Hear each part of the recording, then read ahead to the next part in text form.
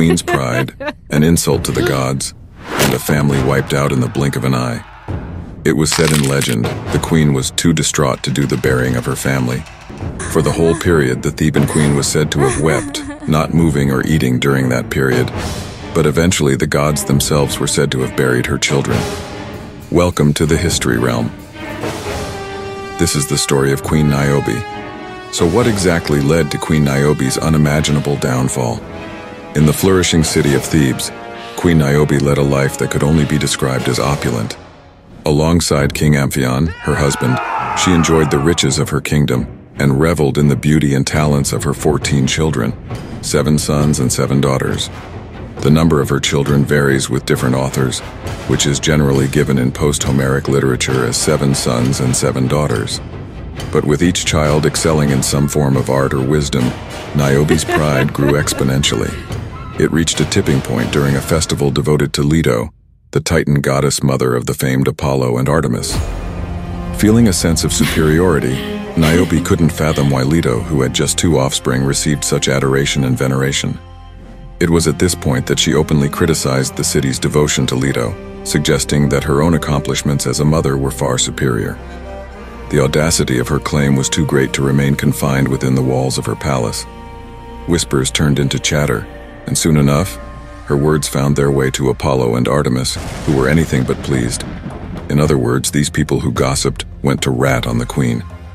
Moving forward, incensed by the affront to their mother's honor, Apollo and Artemis prepared for immediate action. Apollo, wielding his golden bow, was the first to descend upon Thebes. With a calmness that belied his deadly intent, he unleashed his arrows. Each found its mark, extinguishing the lives of Niobe's sons in various locations, some in the palace, others in the fields, and yet others in the city's courtyards. Before the people could even process the horror unfolding before them, all 7 sons lay lifeless on the ground. Artemis, not to be outdone by her brother, followed suit. With her gleaming silver bow in hand, she too aimed for perfection, targeting Niobe's daughters. Whether they were in the middle of a lesson, engaged in play, or simply going about their day, each daughter was struck down, joining her brothers in an irreversible fate. The palace, which had once been a haven of joy and laughter, was now steeped in sorrow, resonating with the mournful wails of a bereft mother. Yet the divine reckoning had not reached its conclusion. On a side note, if you're new to the channel, make sure to subscribe and hit the bell icon so you don't miss any future videos we upload. Alright, let's move on with the story. The atmosphere in Thebes was dense with sorrow and disbelief. Citizens, still in shock from the grim events, whispered fearful prayers to the gods, begging for mercy. But Apollo and Artemis felt their divine mission was not yet complete.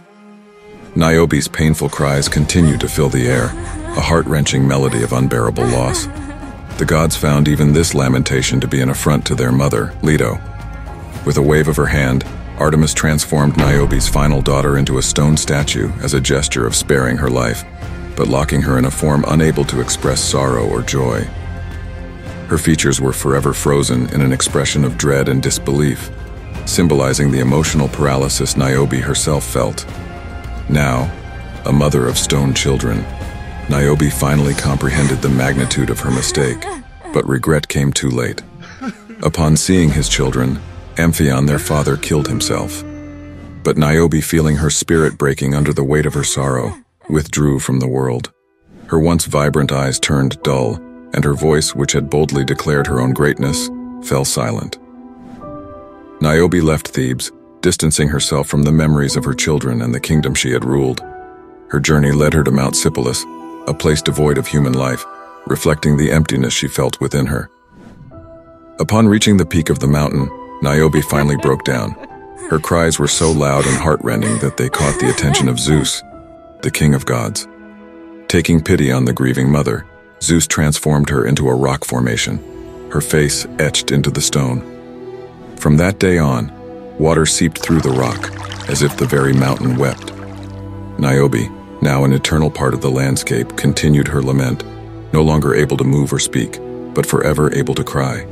The gods returned to Mount Olympus, their retribution complete. Leto's honor had been defended, but at a terrible cost.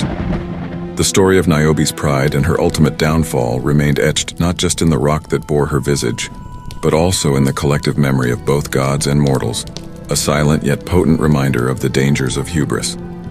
Well, there you have it. If you haven't already, make sure you like this video and subscribe to the channel for more great stories. Until next time, on the History Realm.